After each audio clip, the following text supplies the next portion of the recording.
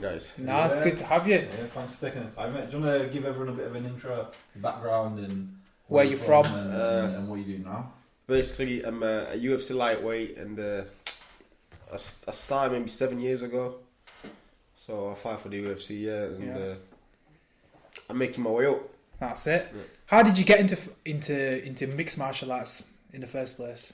So what happened basically? It was just at first it was just something to try and stay out of trouble as a young lad, like 16 or whatever. Obviously, I live in Doncaster as well, and there's not really not much things to do. So I thought to myself, obviously, I'm gonna do something. Like, I'm active. I'm always going out doing something. So I thought it made sense for me to try and do something. Yeah, I did it for maybe like a week or something, and I never really like got into it. I never liked it for some reason, and I left. And then a good 6 months after that, for some reason, I think I was working, and I just went online and just bought loads of gear, like training stuff, and I said I'm gonna go back and start, and that was it from there. Wow. I know. Like we've looked into your background a little bit, obviously prior to you coming here. Yeah. We've read that you're basically from Congo. Yeah, I am. Yeah. So talk to us about that transition. Then, did you speak a word of English when you came here? Was it like a completely different start being here? Because myself, I'm from Mauritius. Okay. So I was born on a little island, and coming here at the age of 8 years old, like I didn't know a word of English, and having to learn everything new and trying to fit in was a journey anyway. But what was that like for you coming to England? No, it was actually hard, to be honest, because like I said, I didn't speak like you did. You said you didn't speak no language like English at all. Like I remember one time I got trouble in school for saying I think teacher said to me, "Do you understood?" But I didn't get what it meant. I just said yeah. I said sorry. I said no, and everybody just laughed, and I got in trouble for it because before I actually meant what I said. I didn't really know what I said, and a couple of times I got to a lot of trouble as well, like fighting lads just because obviously I didn't speak English at the start. And before I was leaving it, and eventually I got tired of it, and I just started fighting, and I got in a lot of trouble for it. Yeah, a lot of trouble. Yeah. All for miscommunication. Yeah, that's it. We've had a few fighters on now, and the whole thing that comes back to, apart from Jack didn't say it, like people say that when they were younger, like they enjoyed fighting. Yeah. Sorry, man. Yeah, they say that like they enjoy fighting. Like, did you enjoy it, or was it just because you were getting into troubles and that sort of stuff? No, I just enjoyed fighting, if I'm honest. Yeah. I can't lie. I think fighting's always been there for me, and so it was interesting to go to a gym, seeing something like that, like people train, BJJ or whatever, fight. But to me, I felt I could do something with fighting, because when I started, I said I'm gonna fight, and a couple of my friends like kind of laughed. I actually had 2 fights in the same day with my friends, because I think back then we used to have Bebo. Yeah, MySpace and Bebo. And they stole my password. And saying, I want to be the great, I want to be the world champion, I want to be this and that. Yeah. Rhyme with Bebo, because that's what I was saying back then. But obviously, just didn't show because I didn't have anything to show. And from now it pays off. Now it's like, I did it. That's it. You need to find that Bebo page. Yeah, I did it. So it's good. That's it. Yeah, nice one. So the whole mixed martial art thing, like it's not as like it's so many different like disciplines to it. Which one did you focus on one first, or did you just go into MMA straight off, because you've got to do like wrestling, striking, boxing, all the submission stuff? Well, a lot of fighters starts with like a background like karate or whatever, BJJ. I didn't really start with anything like that, because I just went straight to MMA gym. So it was just back then. I don't think even like much technique as it is now, because it's evolving so fast. Back then, I think I probably knew arm bar, triangle. And I used to basically go into the gym, warm up, pull gear on, and smash each other up. Yeah, straight into it. Yeah, that's how I did it. As a young lad. But now, obviously, the game's evolved, so it's a lot different, and you learn a lot better skills, so it's good. Yeah. Where does your strength lie now? Then have you kind of honed in on a certain technique? Because you see certain fighters and they focus on one area. Yeah, but no, I believe I'm an all-round fighter, but people seem to say I'm a striker. Yeah. Before I used to think I was a grappler, but now I feel I'm all round fighter. You know what I mean?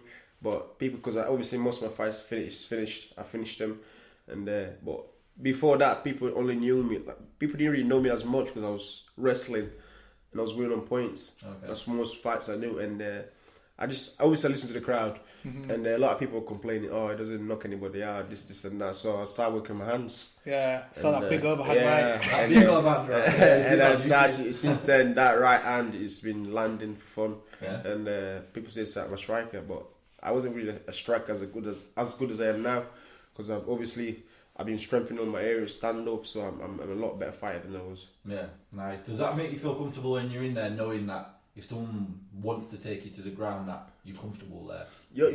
As a fighter, you have to be comfortable with it everywhere, because obviously it's MMA. Anything could happen, so you got to be prepared for anything. If you're not prepared for that, you shouldn't be there, I think. So you're always going to be prepared for that. Yeah, definitely. Yeah, I think the whole MMA thing's just blowing up at the moment.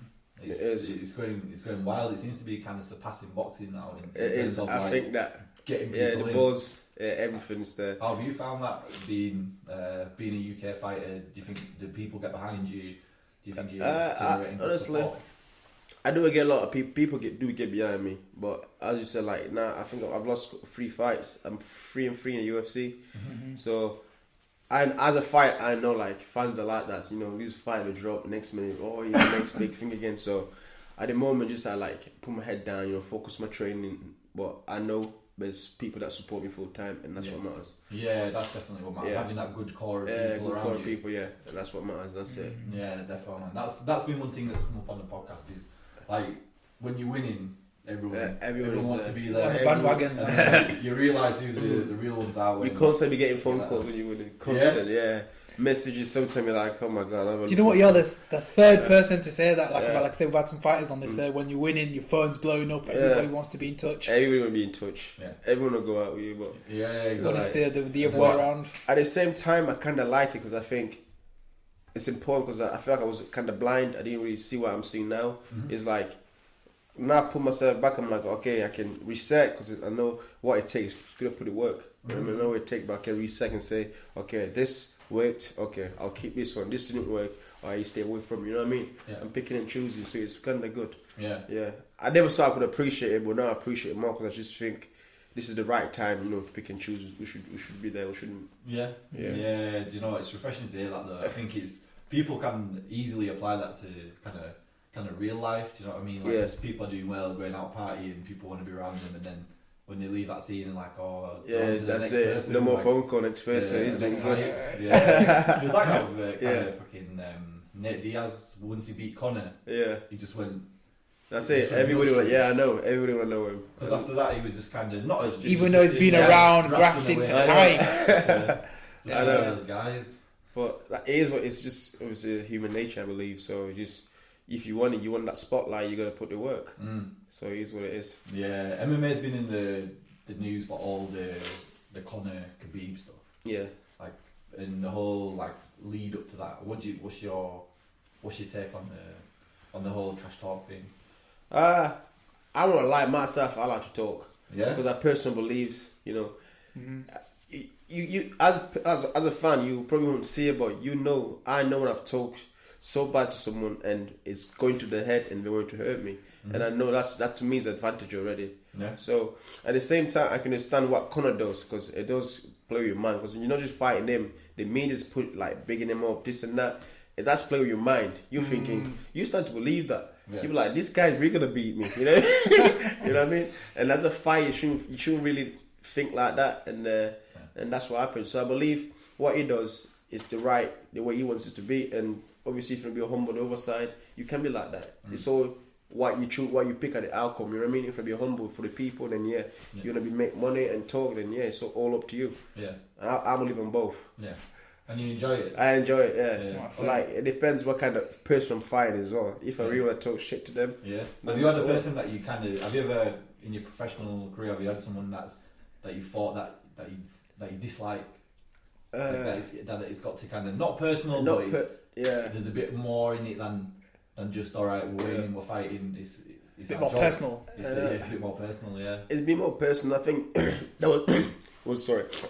It was before the UFC. Okay. I was fighting for Bama. I was Bama champion. I had a couple of guys that I didn't really like, because for some reason I took it very personal. If you wanted to fight me, I felt like you shouldn't sign a contract to fight me. Yeah. I felt very uncomfortable. Like, that means you're not scared. That means you're signed. That means you're willing to fight me. You know what I mean? All right. And I really hated it. You know what I mean? So that was my approach. And people like, because they see me now in a big stage, they're like, oh, he likes to talk, likes to do that. But if you watch all my fights back, I've always been the way I am. I'm just showing it in a bigger stage. You know what I mean? Yeah. So, but obviously, like I said, people close to you know who you are, and I know I'm a nice person to my people. But when it comes time to fighting, end of the day, you're gonna punch each other. You know what I mean? Yeah. So, but after the fight, I'm giving you respect because you're willing to step there and fight me, and that's what it is. Yeah. No, I like that. Yeah. To take it back to your earlier days, then. So, your first 5 fights that you've had. Yeah.